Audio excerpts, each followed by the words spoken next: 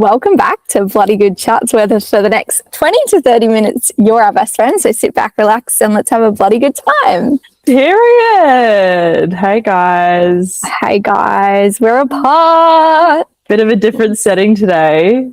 If you're watching the video, or even if you're listening in, this is actually a Google Meets video recording. And Eliza and I haven't broken up, despite the messages saying, "Why did you guys move out from each other? And where's May going?" I love it so much. I'm like, country. What do you expect, that we live with each other until we're like 80 years old? Yeah, someone said, that's like, why did you guys move out? That's my dream, is to like live with my best friend. And it's like, so is ours, but also like we're nearly 30. Yeah. Oh my God, don't say that. That's crazy. Hopefully, ideally, guys, my future husband has a house near Jessie and Eliza's already. And then I just move in and then we're neighbours. That would be so good. That'd be great. So just down the road. Yeah, I'm just trusting that the universe will sort that out for me and bring me a man with a house. Oh, absolutely. I have no doubt. No doubt. But should we do a little cycle check-in? Yeah, you go first. Okay, I'm cycle day 25 today. So I'm coming into my bleed. Well, I say that I bleed on day 30, so I'm still like 5 days away. I was like counting. I was like, oh, my bleed is coming any day now. And then I like counted. I was like, wait, it's not until like the 3rd of August. So I've still got plenty of time.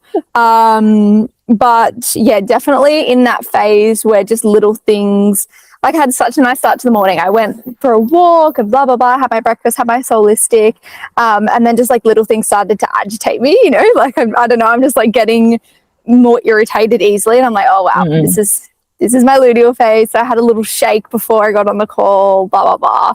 And I just think little things easily offend me at this time. So I just being aware of that. And I think when those things come up for me during this time of my cycle, just making that conscious effort to like take a deep breath or have a little shake or get in the sun or have a glass of water or go have some food, and just make sure I'm like coming back to myself and resetting rather than just letting those little things irritate me and build throughout the day. So that's a big focus for me during my luteal phase. What about you? In that stress loop. Yeah. I'm cycle day 17 today. And this morning was the first time I've opened my cycle tracker in a few days, because I am actually currently in Bali as we speak, and I just haven't tracked my cycle because you just don't do that. Actually, that's a bad mentality to have. Like, I should have done that, but I just didn't. But yeah, cycle day 17, feeling good and feeling like I'm excited for my luteal phase, because I'm excited to feel those feelings of like calmness, because I feel as though all of this new stuff recently, like moving house, going to Bali by myself, has brought up a lot of like feelings of uncomfortableness. Is that a word? What is the word for that? Discomfort.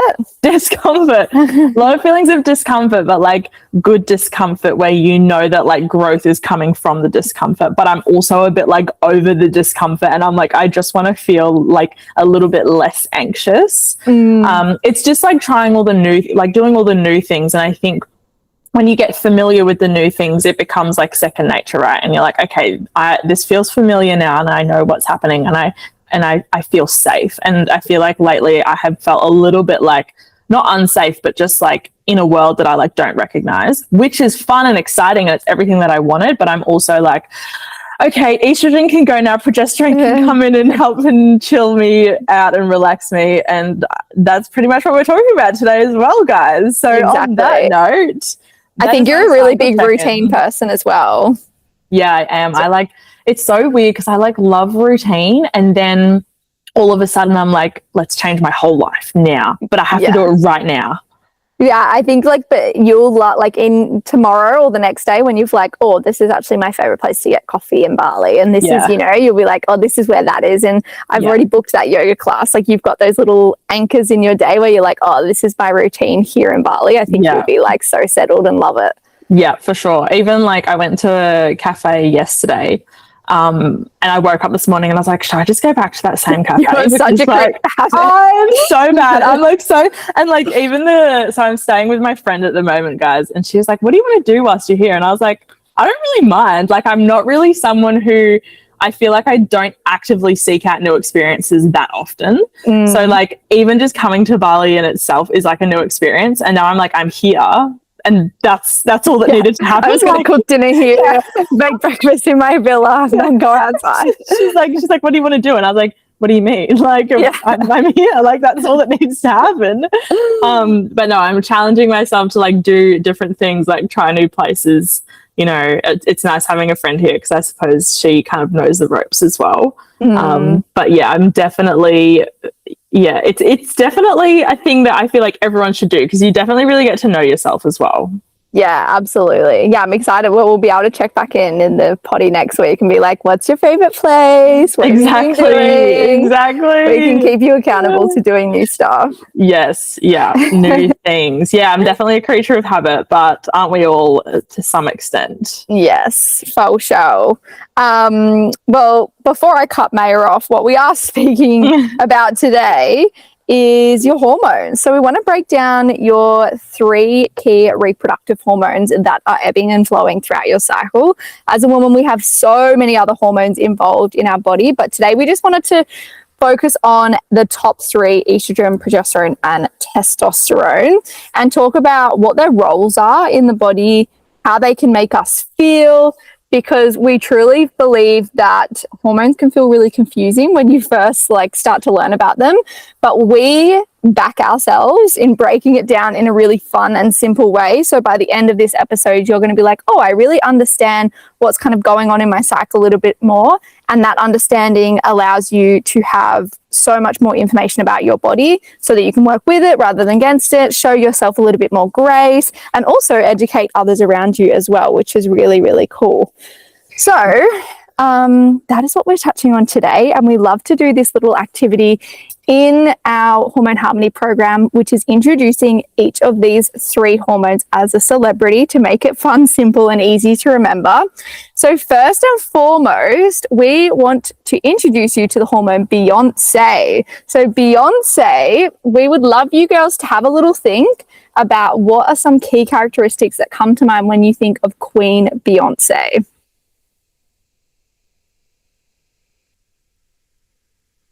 And maybe you guys are thinking sexy, confident, fierce, good singer, boss lady, queen energy. I'm trying to think of most of the comments that we get in our Hormone Harmony program when we do this.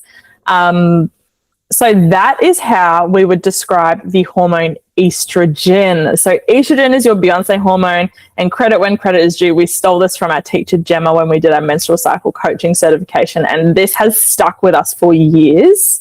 So estrogen is what we call your Beyonce hormone. If you guys have access to search up like a graph of the cycle or like have a look at what the hormones are doing throughout those 28 average days, have a look at Beyonce, have a look at estrogen, and you will see that she peaks just before you ovulate. And she also has a slight peak in the second half of your cycle as well. So when Beyonce is the most dominant hormone, that is when we're going to be feeling those feelings of sexy, confident, boss bitch energy. And that is because estrogen is peaking, it's driving us towards ovulation. And ovulation is that time of the cycle where we are wanting to attract a mate to hopefully fertilize an egg. We also need a little bit more energy in our bodies as well to help with ovulating itself. So Beyonce is that hormone where we do feel more outwards and we have more energy and we feel more sexy and vibrant and all of those kind of characteristics. So that's Beyonce from an energetical perspective. That is how we would describe the hormone estrogen. Estrogen's role in the body, though, it has a really important role. So in the first half of your cycle, you will have these little follicles that are becoming mature, and those little follicles start to produce increasing amounts of estrogen. So estrogen is produced in the ovaries, and estrogen is the hormone that builds our uterine lining. So it builds our uterine lining, and then our uterine lining is what we shed during our periods. So for those of you who have light periods or heavy periods, it's easy to understand when you know the quantity of blood that you're losing, what your estrogen levels have been like from the previous cycle. Have you had too much estrogen? Have you not had enough estrogen because you've either had a light bleed or a heavy bleed? So that's estrogen's role. Would you add anything to that, Eliza? The other thing that I would add as well is not only is estrogen going to help build that uterine lining, and just as well, guys, the reason our body wants to build that uterine lining is because the uterine lining, the endometrium is what it's called, is where the egg needs to attach to be able to implant. So we need it to be thick, cozy, and also nutrient dense, which is what we'll get to in a moment. So that is why estrogen, whilst we're moving towards ovulation, our body's like, we know that we're going to ovulate, hopefully, and hopefully we fall pregnant. So we need to make a home. So it builds that uterine lining. But also, as part of ovulation, we need to get sperm to the egg. So what it's also going to do is create increasing amounts of cervical mucus, and it's going to create a specific type of cervical mucus that helps sperm get to your egg as well. So what you'll probably notice is as you finish your bleed and creep closer to ovulation, whenever that might be in your cycle, you'll notice that your cervical mucus, there should be a lot more of it as you move closer, but it also will become clearer, thinner, and also stretchier. So really encourage you girls, like I know it sounds maybe a little bit gross to some of you, but it's all healthy and normal, is looking at your cervical mucus and putting it between your fingers and actually seeing the stretch. If yours is stretching quite long, that's actually a really good sign of healthy estrogen levels. So this is, again, another sign. If we are having not enough estrogen, and that will show up as really quite dry all month long. So again, when we know and understand the roles of these hormones in our body, we can actually start to look into the signs that they create to be able to understand whether they're at healthy levels or not. And then also just outside of that as well, estrogen is going to help with bone health. It's going to have an impact on your brain and your mood, which we've spoken to, the Beyonce feelings. Skin, hair, connective tissue, metabolism will change a little bit as well with estrogen, and it also supports muscle repair and recovery. So this is why during the first half of your cycle, you could maybe do a little bit more of an intense workout back to back. You could do more running and more HIIT training, and you'll actually recover quite quickly because estrogen is really good at repairing our muscles, whereas later on in the cycle, we need a little bit more rest and slower. So that is estrogen. She is around in the first half of the cycle. The second hormone we want to introduce you to is Mr. Usain Bolt. For those of you that weren't around in our era of the Olympics, Usain Bolt is a 100-meter sprinter. I don't know if he still holds the world record, maybe not, but he definitely broke the world record in our era. So what are some characteristics that come to mind when you think of Mr. Usain Bolt? In our era, how old are we? Nearly 30. Why is that coming up so much? All right, guys, Usain Bolt. So when you think of him, he is a track star. He's a runner. He's a track star. He's quick. He's fast. He's short. He's in and out. He's getting that gold medal. Those are some of the characteristics that we think of when we think of Usain Bolt. And Usain Bolt can be known as your hormone testosterone. So women do have levels of testosterone in their cycle. It's usually known as the male hormone. However, we do have testosterone to help with ovulation. So testosterone, again, if you're looking at a chart of the cycle, you can see that it peaks during ovulation. It's in, it's out, it's short, and it's sharp, and it peaks around ovulation to help the body towards ovulating because we need more energy to do that. Also, testosterone plays a big role in libido, so feeling horny throughout your cycle. It increases your sexual desire, which makes sense because it peaks around ovulation, and that's the time when our body's like, go have some sex, girl. There's no other way to really put that. I was like, how can I put this in a really beautiful way? But pretty much that is what our body is in a beautiful way. Go make love. Go make love. Girl. There we go. So again, also muscle and strength. So testosterone will help build and maintain lean muscle, bone health, energy and motivation as well, brain function, and also has an impact on your hair, skin, and metabolism. So it's all playing different roles. And again, as Maya said, it's just helping your body and the follicle to be able to rupture for ovulation to occur. So he's in, he's out. Not as big of a role as estrogen and progesterone, I would say, but still a very important hormone in our cycle. And also really interesting because, as Maya said, I feel like a lot of us think of testosterone as a male hormone, which it is. They have way higher levels than we do, but us women still need testosterone as well. Now, the last one is Mr. Bob Marley is your last hormone that we want to speak to today. So what are some things that come to mind when you think of Bob Marley? And for those of you who don't know, Eliza's going to sing a song right now to remind you. Could you be loved and be loved? I don't know if that's actually the actual lyrics. Could you be loved? It might be that, yeah. Hopefully you pick it up. I got the point. I'm picking up what you're putting down. I'll make you fool.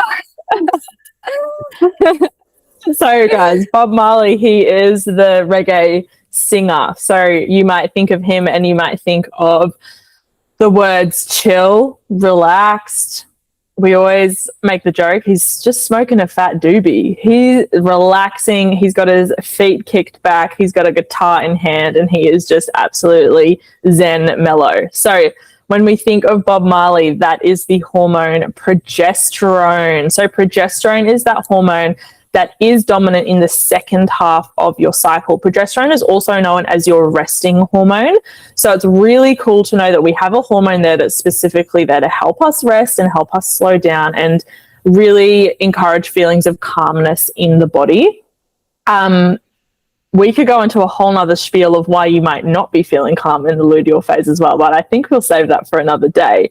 So progesterone is the hormone, it peaks after ovulation. And the reason why it does this is because after ovulation, the egg has ruptured from the follicle. That empty follicle then turns into something called the corpus luteum. And the corpus luteum is what produces increasing amounts of progesterone. And progesterone helps to stabilize the uterine lining so that that egg can implant. So if you are having progesterone deficiencies in your cycle, that's when you can start to notice some pre-period spotting because progesterone levels weren't reaching their correct levels during your cycle and that uterine lining isn't staying in place. So progesterone has a really big role in the cycle. It's also a big role energetically, and I think in a modern world where we're always hustling and on the go, sometimes having Bob Marley telling us to chill out and calm down, it can feel like you're kind of butting heads with it a little bit because we haven't really learnt how to slow down and really accept rest. This is like the number one phase that women do struggle in. And I think that is because we live in such a masculine energy world, and progesterone is really calling us back to the feminine.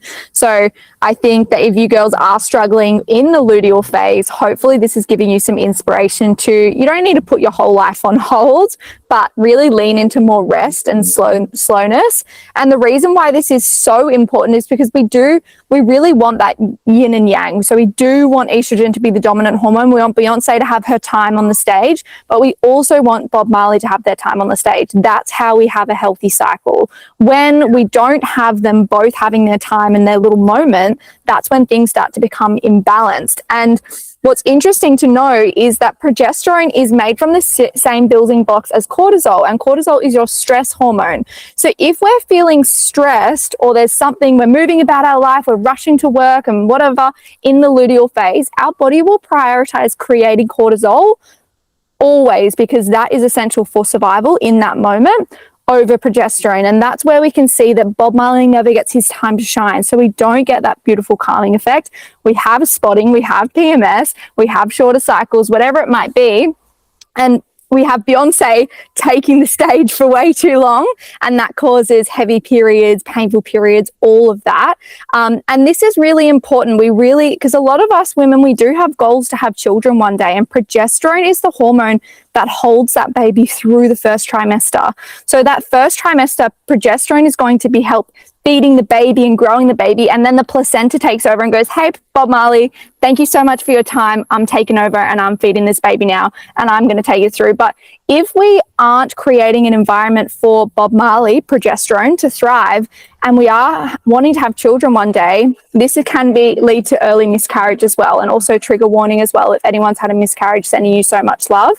But again, this information is really important, so we can use it to our advantage. We can start to prepare and use the signs that our body is telling us right now to prepare us not only to have healthy cycles now, but also have healthy pregnancies and healthy cycles in the future as well.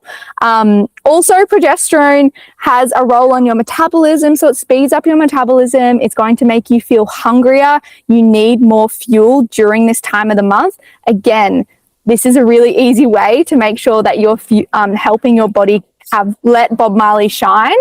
It also creates a downshift in your immune system, because if we think of this time of the cycle biologically, in the luteal phase, basically your body thinks you're pregnant. We know that your body doesn't think you're pregnant when your period arrives, because it's like, hey girl, we're not pregnant. Let's shed this home that we made. We don't need it anymore, and start over again. But during your luteal phase, your body's like protecting you. It's wanting you to slow down. It thinks that there's a potential fetus in there. It's making you eat more so it can have more nutrients to feed that baby. But also, sperm is kind of like a foreign invader. We don't have sperm in our system every damn day. We don't have a fetus in us every day. So this can sort of create alarm bells in our body when sperm enters the system, because they're like, what the hell is this? You know, usually any bacteria that enters our reproductive tract gets destroyed because of the acidity levels in there. But when we're in our luteal phase, our body knows we might be potentially pregnant.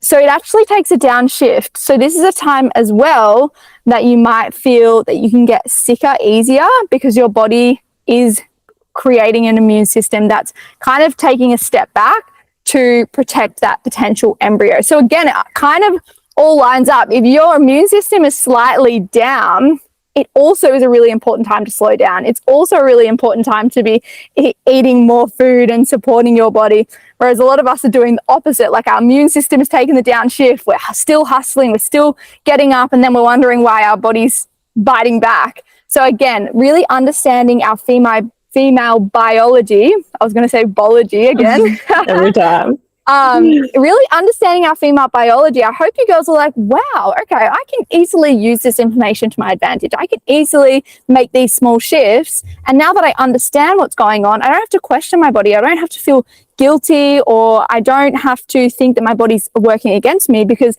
now I understand all of this amazing stuff that it's doing behind the scenes to procreate and keep this world alive, really.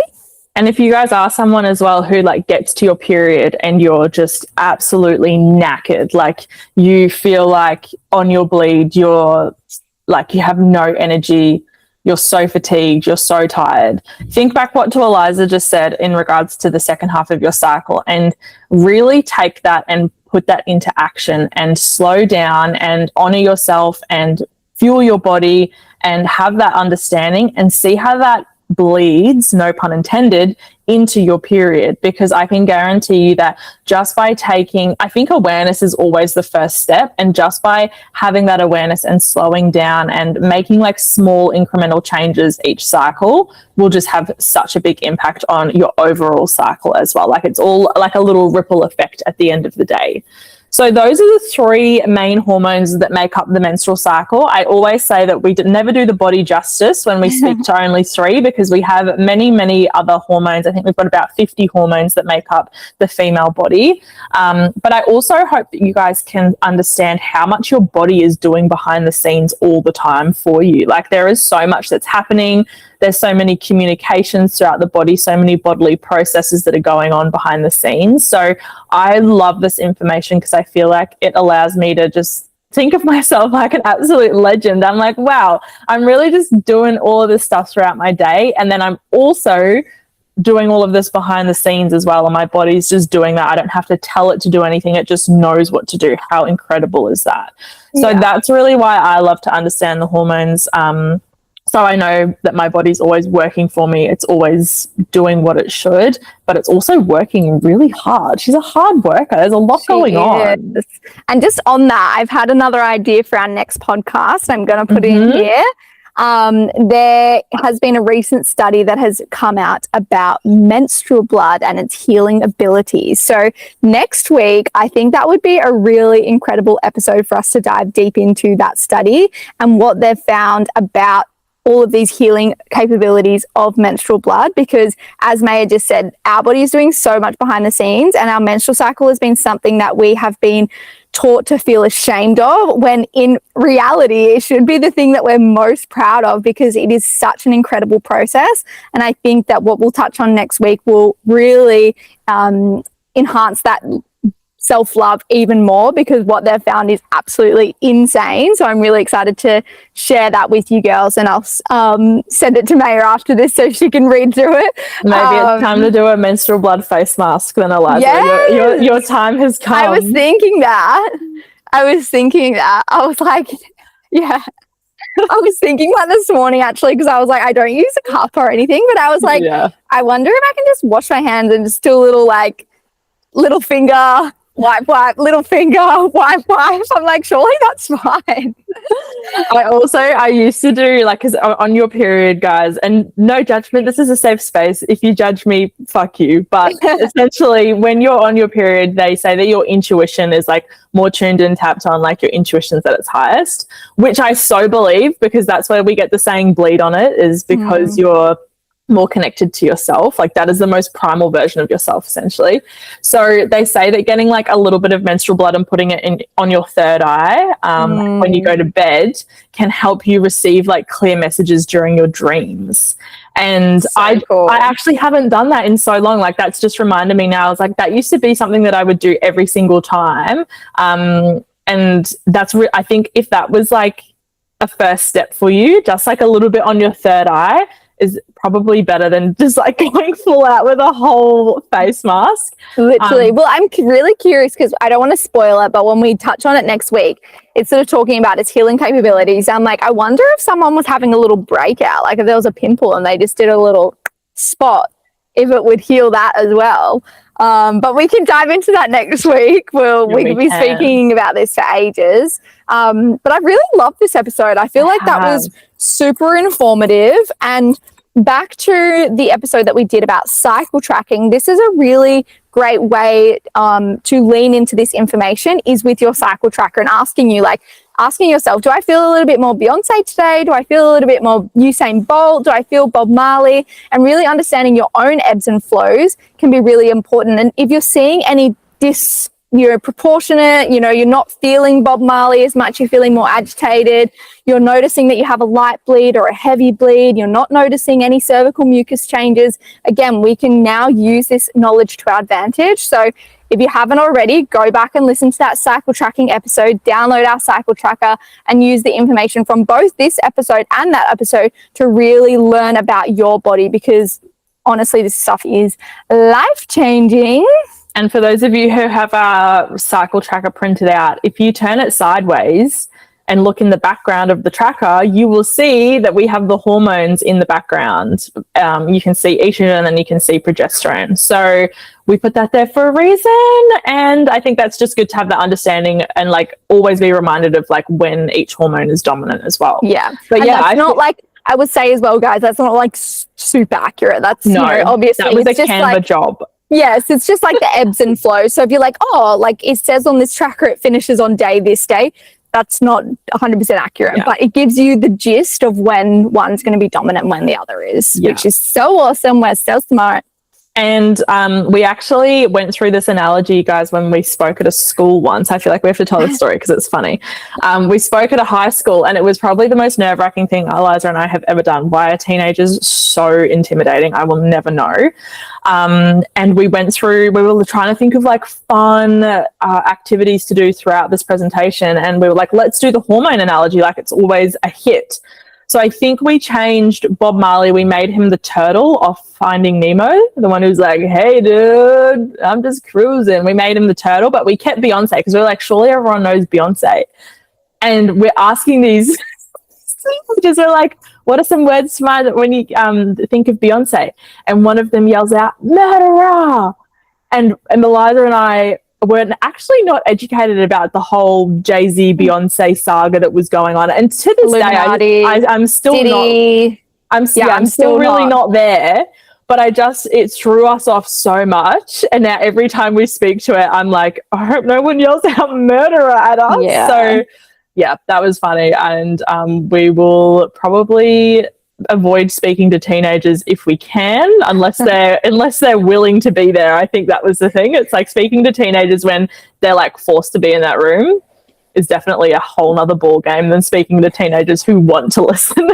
100%. But if you liked this episode, leave us a comment down below. If you haven't already, rate our podcast. It really helps spread it to 2 more people, and share this episode with a friend that you think would learn a lot from this. Thank you so much for all of the love and support so far. Hopefully the audio and the video has worked a-okay on our first Google Meets one. I'm sure there'll be many more to come because we're little travelers. But sending you so much love. Have the best rest of your week, and we'll see you next one. Bye, guys. Bye.